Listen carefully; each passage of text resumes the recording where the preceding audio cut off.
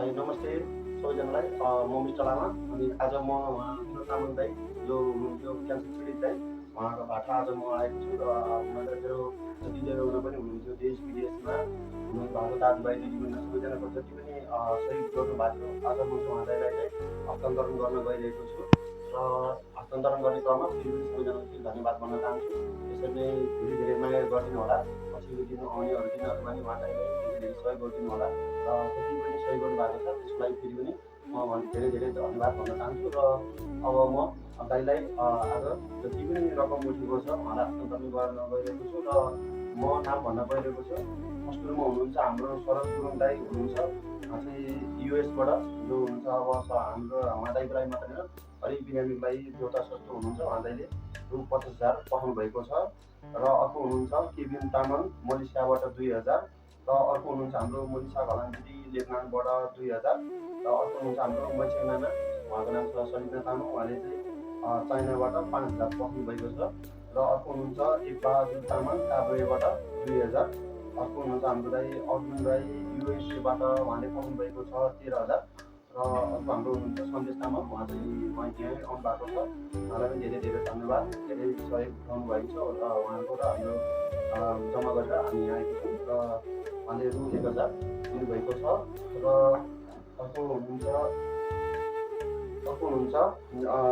जुसु गोले साइप्रसबाट 3,000, अर्को हुनुहुन्छ माया गोले कतारबाट 2,000, अर्को हुनुहुन्छ दिनेश राई कोरियाबाट 3,500, अर्को हुनुहुन्छ खिमी राई कोरियाबाट 1,000, अर्को हुनुहुन्छ पासाङ राई कोरियाबाट 15,500 अनि अर्को हुनुहुन्छ विशाल पाखिङ तामाङ, उहाँले 11,000 पठाउनु भएको छ नेदरल्यान्डबाट र अर्को हुनुहुन्छ सुमित तामाङ कुवेतबाट 3,000 पठाएर टोटल रकम चाहिँ 1,14,000 हामी दाइलाई चाहिँ आज हस्तान्तरण गर्न गएको छु र फेरि पनि भन्न चाहन्छु उहाँलाई सबैजनालाई धेरै धेरै धन्यवाद।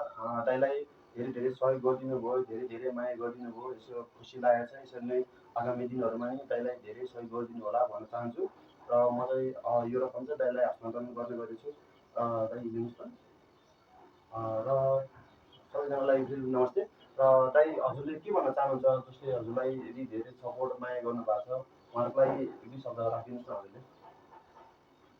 नमस्ते, म विनोद तामाङ।